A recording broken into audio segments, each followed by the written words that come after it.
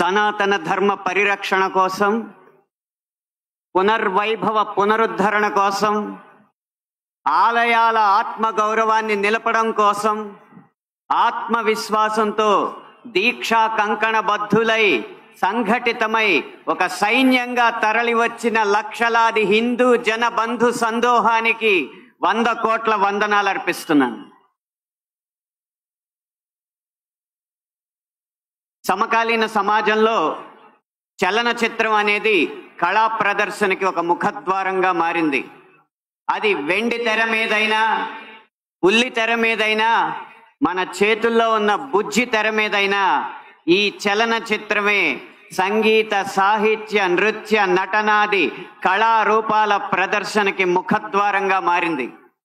అయితే వచ్చిన చిక్కల్లా ఏంటంటే, చలనచిత్రం, సినిమా అనేది ఒక వ్యాపారాత్మకమైన కళాత్మకమైన వ్యాపారం. వ్యాపారానికి కళాత్మకతని, కళాత్మకకి వ్యాపారాన్ని జోడించే క్రమంలో హిందూ ధర్మానికి కళంకం కలిగిస్తూనే వస్తుందన్న సత్యాన్ని నేను బాహాటంగానే అంగీకరిస్తున్నాను. అయితే మరే రంగానికి చెందిన వాడినో అయితే జరిగిన ఈ తప్పుకి విమర్శించవచ్చు, జరుగుతున్న ఈ నేరాల్ని వేటిపైన విరుచుకుపడచ్చు. కానీ అదే సినీ రంగానికి చెందిన వాడిని కాబట్టి ఇప్పటిదాకా జరిగిన ఈ హైందవ ధర్మ వ్యక్తిత్వ హననానికి యావత్ ఈ హిందూ సమాజం ముందు సినీ రంగం తరపున క్షమార్పణలు సమర్పిస్తూనే నేను ముందుకు వెళ్తున్నాను. ఆ క్షమార్పణలు కనుక నేను సమర్పించకపోతే ఇంకొక మాట మాట్లాడే అర్హత కూడా నాకు లేదు. అయినా ఇక్కడ ఆ 4 మాటలు మాట్లాడడానికైనా నాకున్న ఒకే ఒక్క అర్హత ఏంటంటే, ఇక్కడ ఈ హైందవ శంఖారావాన్ని, శంఖనాదాన్ని పూరించిన విశ్వ హిందూ పరిషత్ నిర్వహించిన సరస్వతి శిశు మందిర్లో నా ప్రాథమిక విద్యా అభ్యాసం జరిగింది కాబట్టి.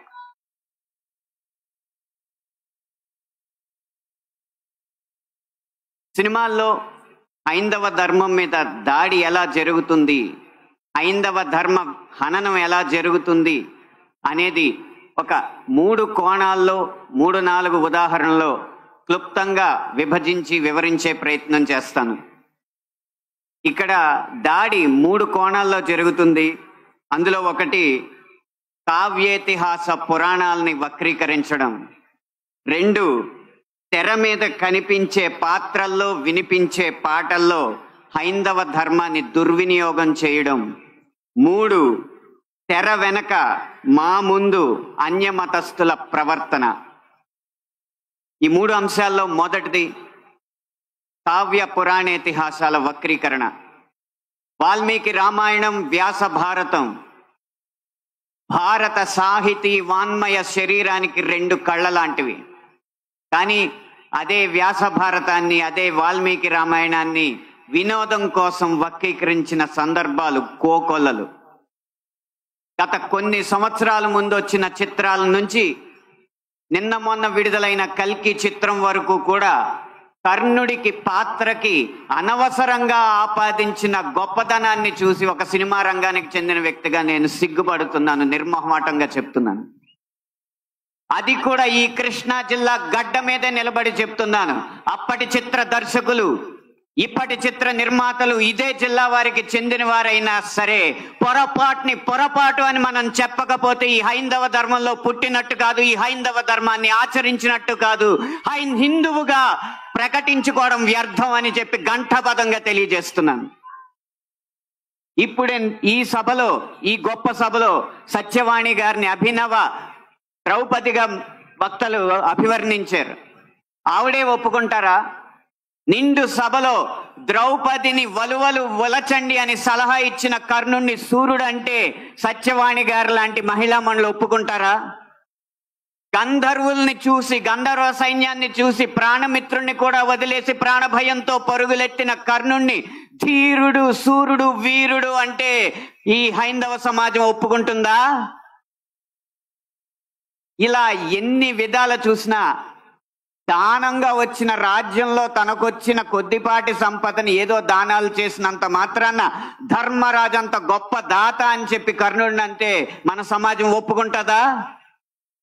నిన్న మొన్న వచ్చిన కల్కి సినిమాలో అగ్నిదేవుడు ఇచ్చిన ధనస్సును పట్టిన అర్జునుడి కంటే సూర్యుడు ఇచ్చిన ధనస్సు పట్టిన కర్ణుడు వీరుడు అని చెప్తుంటే, యుద్ధంలో నెగ్గేది ధనుస్సా ధర్మమా అని ప్రశ్నించకుండా మనం ఊరుకుంటామా? ఒక్క భారతంలోనే కాదు, వాల్మీకి రామాయణంలో రాయి ఆడదైనట్టు, రాళ్లను తేల్చి వారధైనట్టు, రాముడు లవకుశుల మధ్య యుద్ధం జరిగినట్టు, ఇలా చిత్రీకరణకు అందంగా ఉండడానికి ఎన్నో అభూత కల్పనలు, ఎన్నో వక్రీకరణలు జరుగుతుంటే ఇంకా మనం ఇలా ఊరుకుంటూ ఉంటే ఎన్ని సినిమాలు ఎలా వస్తాయి? ఒక్క వక్రీకరణే కాదు, చిత్రీకరణలో, గీతాలాపనలో ఎన్ని రకాల హననాలు జరిగినాయో మనం గమనిస్తూ ఉండాలి. మీరు కొంతకాలం క్రితం ఒక హిందీ పాట వినే ఉంటారు, దమ్మరదం మిట్ జాయహం బోలో శుభ శ్యామ్ హరే కృష్ణ హరే రామ్. రండి దమ్ము కొడదాం, కలుసుకుందాం, శుభ సాయంత్రం చెప్పుకుందాం, తర్వాత హరే కృష్ణ హరే రామ్ అందాం. భగవత్ తత్వాన్ని, భగవద్భక్తిని జగత్ ప్రస్తుతంగా జగద్విదితం చేసిన ఇస్కాన్ వారి నినాదం హరే కృష్ణ హరే రామ్ ని ఒక ఐటమ్ సాంగ్ లో పెట్టుకుంటే ఒప్పుకుంటామా? మీ ముందు ఇప్పుడు రెండు దారులు ఉన్నాయి. కాళీ అన్న సినిమా డాక్యుమెంటరీ పోస్టర్లో కాళికామాత సిగరెట్ కాలుస్తుంటూ ఒక పోస్టర్ వేస్తే మన ముందు రెండే దారులు ఉన్నాయి. ఒకటి నిమ్మకు నీరెత్తినట్టు కూర్చోవడం, రెండు నిగ్గదీసి నిలదీయడం. మీ దారి ఒకటా రెండా? పీకే అన్న సినిమాలో రాయి మీద పాన్ పరా కూసి అదే శివలింగం అని చెప్పి వెటకారం చేసి అన్య మతస్థుల మందిరాల్లోకి మాత్రం వెళ్లకుండా వాళ్ళు తరిమి కొట్టినట్టు తెలివిగా తప్పించుకున్నారు. అప్పుడు మన ముందు రెండే దారులు ఉన్నాయి, నిమ్మకు నీరెట్టినట్టు నుంచోవడం, నిగ్గదీసి నిలదీయడం. మీ దారి ఒకటా రెండా? కాస్మిక్ సెక్స్ అన్న సినిమాలో ఇంత అద్భుతమైన పీఠాధిపతుల ఆహార్యాన్ని అనుకరించి గురువులు, పీఠాధిపతులు వచ్చిన శిష్యురాలతో శృంగార కార్యకలాపాలు చేస్తున్నట్టు చూపెడుతున్నారు. మీ ముందు రెండే దారులు ఉన్నాయి, ఒకటి నిమ్మకు నీరెత్తినట్టు కూర్చోవడం, రెండు నిగ్గదీసి నిలదీయడం. మీ ఆప్షన్ ఒకటా రెండా? ఎంఎఫ్ హుసేన్ లాంటి చిత్ర దర్శకుడు, చిత్రకారుడు సరస్వతి, దుర్గా మాతల బొమ్మల్ని అశ్లీలంగా వేసినప్పుడు వారి కోవలోనే అక్రమ్ హుసేన్ అనే చిత్రకారుడు కృష్ణుణ్ణి బార్లో ఉంచి గోపికల్ని బికినీల్లో చిత్రించినప్పుడు మన ముందున్న దారులు రెండే రెండు, ఒకటి నిమ్మకు నీరెత్తినట్టు కూర్చోవడం, రెండు నిగ్గదీసి నిలదీయడం. మీ దారి ఒకటా రెండా? ఛత్రపతి శివాజీ తర్వాత అంత గొప్ప మరాఠా యోధుడు బాజీరావుని బాజీరావు మస్తానీగా ప్రేమ పిచ్చోడుగా చిత్రీకరించినప్పుడు మన ముందు రెండే రెండు దారులు ఉన్నాయి, ఒకటి నిమ్మకు నీరెత్తినట్టు కూర్చోవడం, రెండు నిగ్గదీసి నిలదీయడం. మీ దారి ఒకటా రెండా? ఇలా ఇన్ని విధాలుగా హననం జరుగుతుంటే ఇంకా మనం నిశ్శబ్దంగా కూర్చుంటే అది మన హైందవ సమాజానికే కళంకం అని నేను మనస్ఫూర్తిగా తెలియజేస్తున్నాను. పాటని ఎలా ఉపయోగించచ్చో, అదే హరే కృష్ణ హరే రామ్ని ఎలా ఉపయోగించచ్చో సీతారాం శాస్త్రి గారు మనకు తెలియజేశారు. హరే రామ హరే కృష్ణ కృష్ణ కృష్ణ హరే హరే. రాముణ్ణైనా కృష్ణుణ్ణైనా కీర్తిస్తూ కూర్చుంటామా, వాళ్ళేం సాధించారో కొంచెం గుర్తిద్దాం మిత్రమా. సంద్రం కూడా స్తంభించేలా మన సత్తా చూపిద్దామా, సంగ్రామంలో గీతా పాఠం తెలుపమా. ఇది పాట రాయడం అంటే, ఇది పాట ద్వారా సమాజ హితం కోరడం అంటే, ఇది పాట ద్వారా మార్పు తీసుకురావడం అంటే, ఇది పాట ద్వారా ఉత్సాహం రేకెత్తడం అంటే, ఉద్వేగం రేకెత్తడం అంటే, ఉత్తేజితుల్ని చేయడం అంటే. ఈ దారిలో మాలాంటి పాటల రచయితలు అందరూ నడవాలని నేను కోరుకుంటున్నా. ఇక ఆఖరి అంశం, మాకు వ్యక్తిగతంగా జరిగేది తెర వెనక సినిమాల్లో అన్య మతస్థులు చేసేది ఒక్క అనుభవం చెప్పి మీకు ముగిస్తాను.